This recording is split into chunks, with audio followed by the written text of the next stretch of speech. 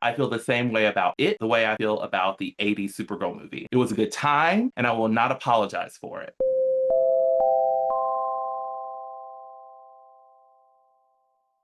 Hey y'all, welcome back or welcome for the first time. Either way, you're right on time because we're talking about CinemaCon 2026. So for those of you who don't know, CinemaCon is the official convention of Cinema United. It's held in Las Vegas at Caesar's Palace. It's where studios come to show theater owners and a few lucky press folks what's coming to the big screen. My first job was at Cinemark, the best seat in town, and my managers attended this conference every year. So I feel like this was a full circle moment for me. And let me tell you, my inner cinephile was reawakened. While it was exciting to see trailers for big tentpole films like Doomsday and Dune, I was more excited about some of the smaller independent projects and novel adaptations that were announced. I left genuinely excited to spend more time at the movie theater. So let's get into it. I'm going to walk you through each studio presentation, share my hot takes, and give you my top picks. So let's go. So we opened with the inaugural,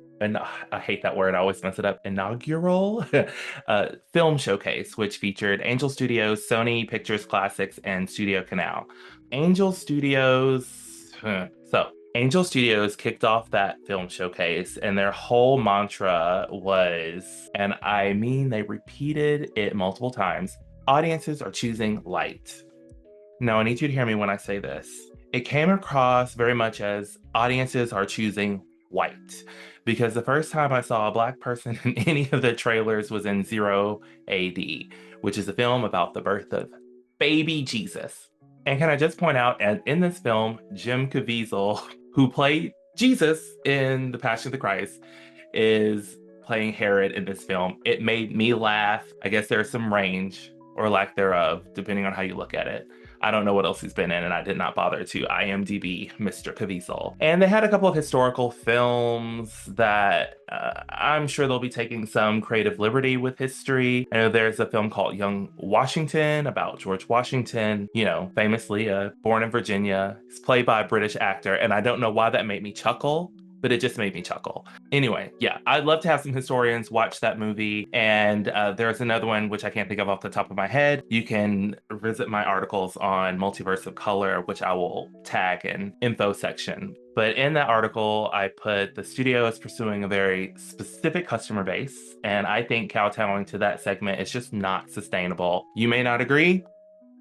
That's just how I feel. But despite all of that, I do have a couple of picks from their slate that I seem genuinely intrigued in. The first one is Animal Farm. It is an animated adaptation of George Orwell's classic novel. And for those who need a quick refresher, it's a story about farm animals who overthrow their human farmer in the name of equality, only to have the pigs slowly seize power and become just as oppressive as the humans they replaced. There's a line in the trailer of the film that says, all animals are equal, but some animals are more equal than others. It's a sharp critique of how revolutions get corrupted by those hungry for power. Hmm.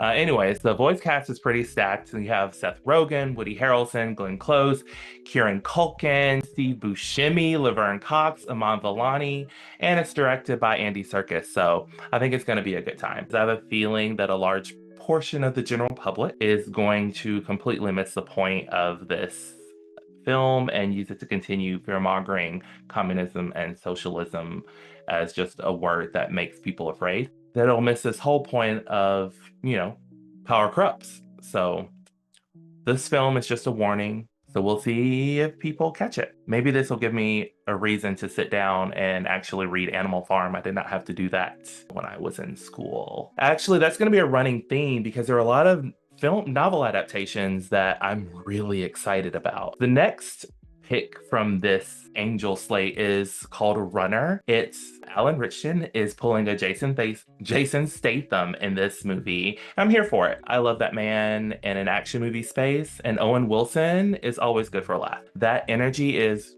I believe his character is a former soldier and he's racing against time to deliver a critical medical package while being hunted by organ trafficking cartel. So that sounds like an absolute wild ride, and I think it's going to be a good time. Next up, we have Sony Picture Classics, and they brought a little bit of international flair, including a biographical film about a Scottish man with Tourette syndrome.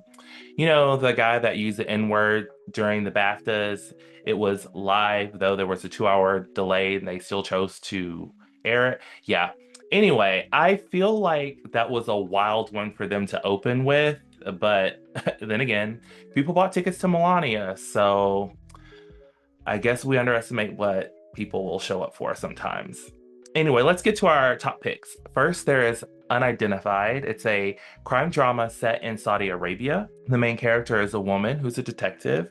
This looks genuinely like a thrilling ride. I'm not going to give too much away, but the trailer had me locked in and it's a must see. I'm definitely going to have to watch that one. I hope that it's something I get in this area. Next up, Gail Daughtry and the Celebrity Sex Pass. This is a very fun premise, right? So it's essentially a fun, joyful misadventure that also happens to objectify John Hamm. Honestly, why not? It looked charming and funny, and I'm here for it. So, Gail, I'll be seeing you at the theaters. At the theater? At the theater. Then, The Only Living Pickpocket in New York. This one was quiet and understated with little bits of humor woven in. It felt different in the best way. I'm really intrigued. You're a career pickpocket in NYC. You see a younger pickpocket and you choose to give them some advice, the advantage of your years of experience. And who was that pickpocket, you ask? None other than John Turturro. I really want to check this one out. Now, Studio Canal had something for the nostalgia lovers.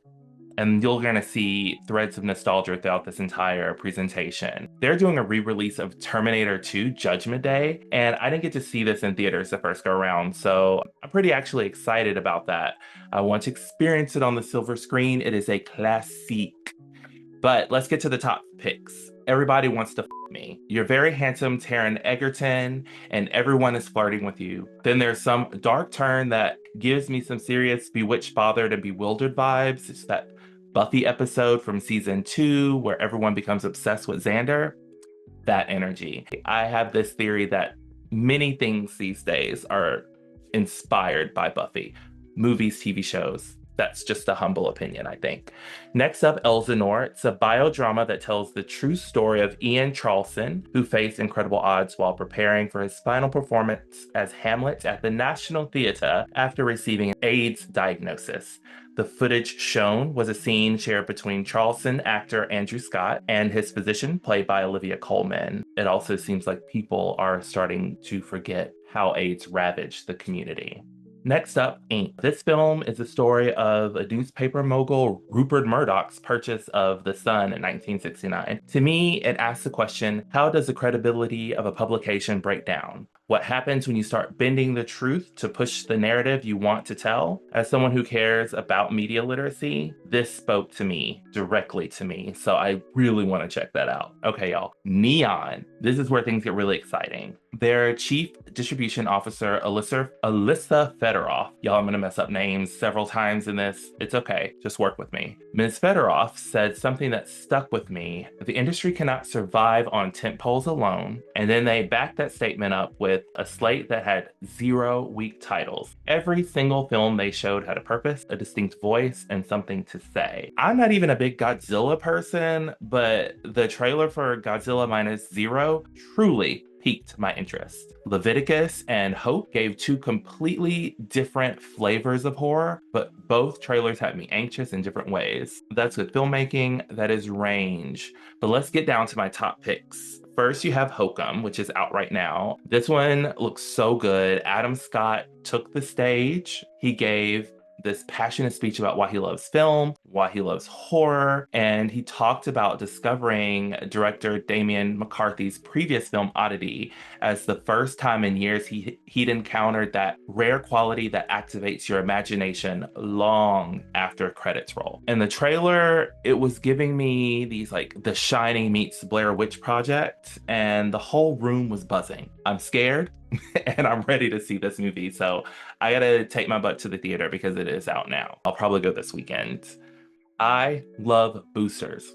Boots Riley, who gave us Sorry to Bother You, is back, and this time he's tackling commercialism and the fashion industry. The film stars Kiki Palmer, Naomi Aki, Taylor Page, Lakeith Stanfield, Don Cheadle, and Demi Moore. Riley explained that the film is inspired by the idea that boosters, people who shoplift and resell, actually set cultural trends. Then those trends are absorbed, repackaged, and sold by the fashion industry at a extreme markup.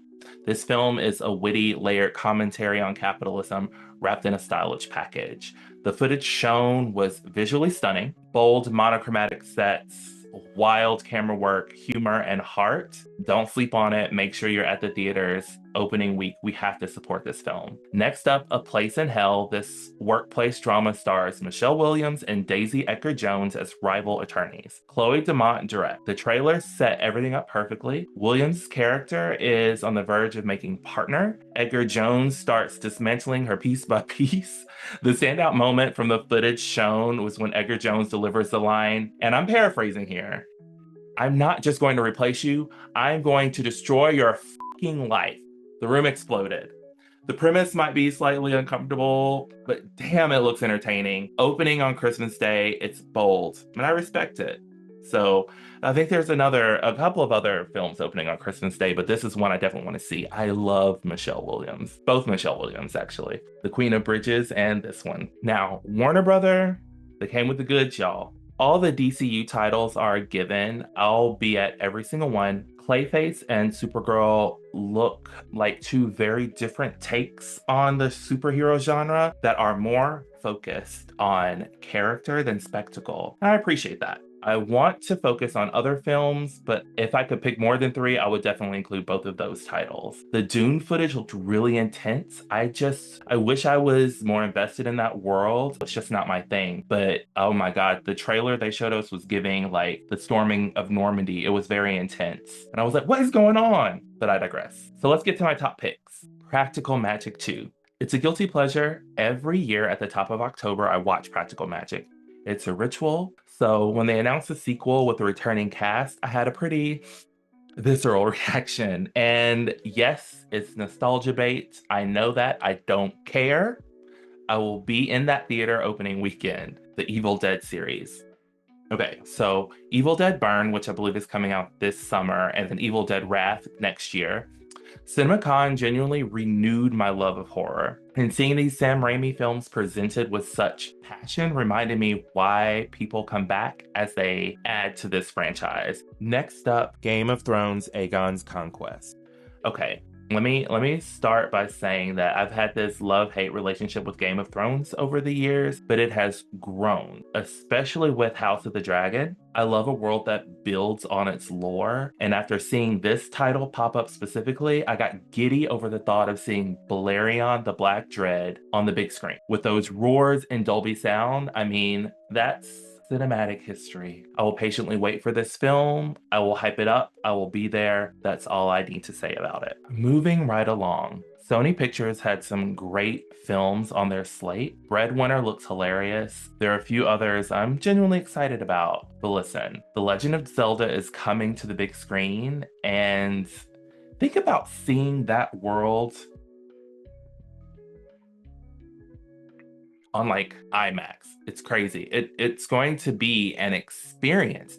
And yeah, the details are under wraps, so I'm not putting it on my official picks, though I did put Game of Thrones in my picks, but shh. Anyway, I'm paying attention, I'm watching, and I will be there for Zelda. But let's get to those top picks, okay? Insidious Out of the Further. Y'all, I've not seen a single Insidious film, not one. And this trailer made me want to go back and watch every single one of them so I can experience this in theater in like full context. That's a good trailer, that's effective marketing, and I'm gonna be there. The Social Reckoning.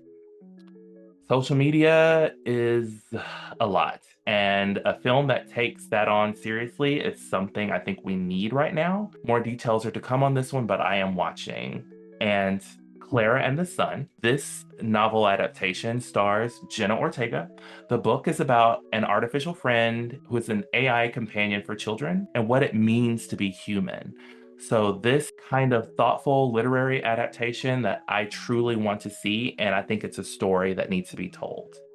And I can't remember if I said this up top, but I felt inspired to read more books after CinemaCon. So the plan is to visit the titles announced across all of the theater presentations. So I think my coffee table is gonna be a little bit more cluttered by the end of the year. Okay, y'all. So let's talk about Universal Studios. They had some things that I'm excited about, but they announced this new biopic that I may have been the only person in the room that was not truly excited about it. But let me tell you something. When the CEO came out, she was giving like, we needed an announcement, but this movie's not getting made. If it is, cool, whatever. I'm not going to see it, but whatever. Maybe I'm projecting because I don't care about his politics or his bag over community mentality. Whatever. Let's not go there. Werewolf, it looked interesting in concept, but I didn't really love Nosferatu.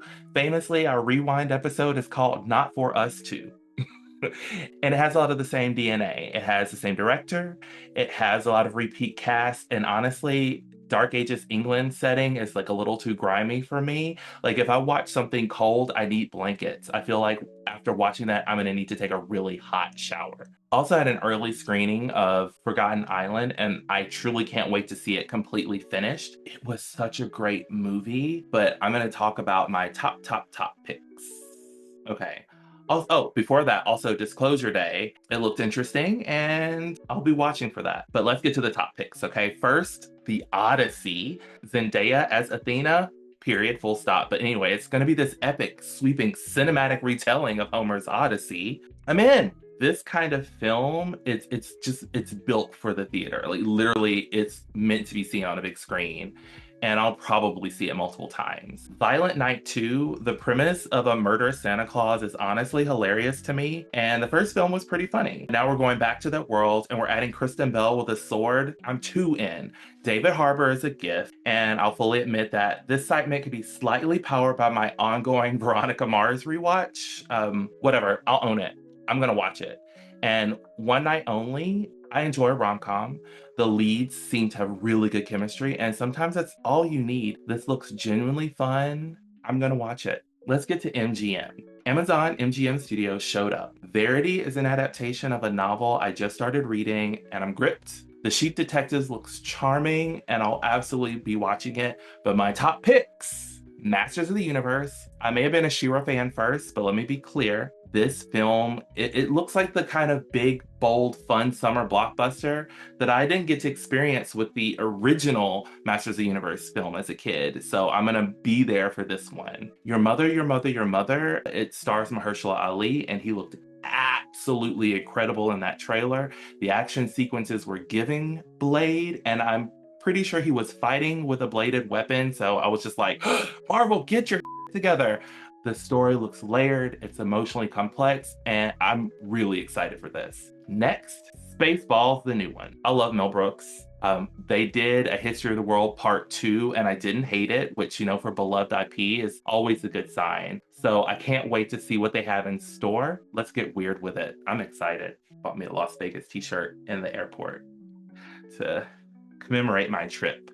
We're getting close to the end, y'all. Thank you for sticking with me. Let's talk about Paramount. I'll be honest, I went into this one with low expectations. I have my issues with the Ellisons, and there seemed to be a push for movies that glorify war.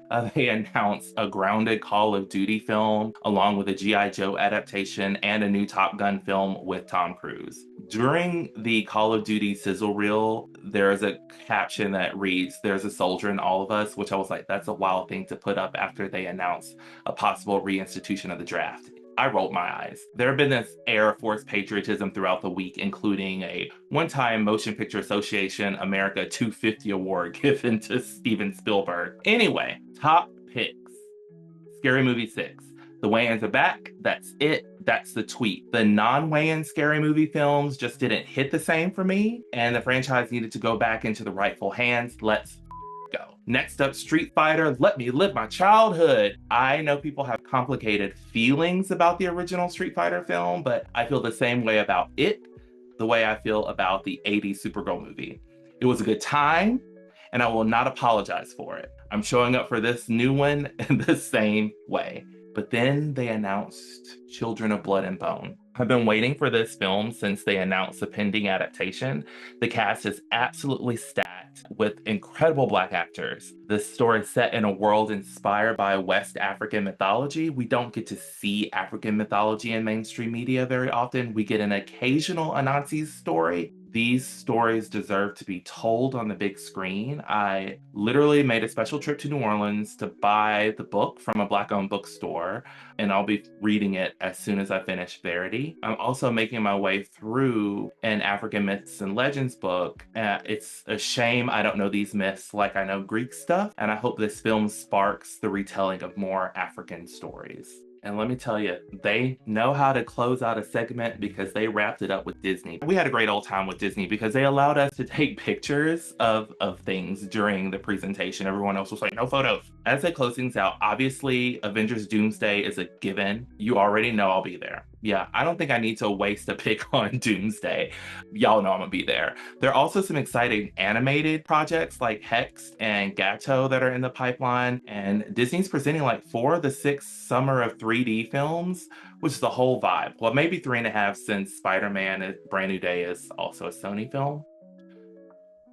I don't know. Anyways, let's get to my top picks. First off, we got The Devil Wears Prada 2. I love the original. All the characters are returning. That's genuinely all the information I need. The nostalgia is intentional, and I'm completely fine with it. See you at the theater. Prada dolls. That was lame, but it was funny.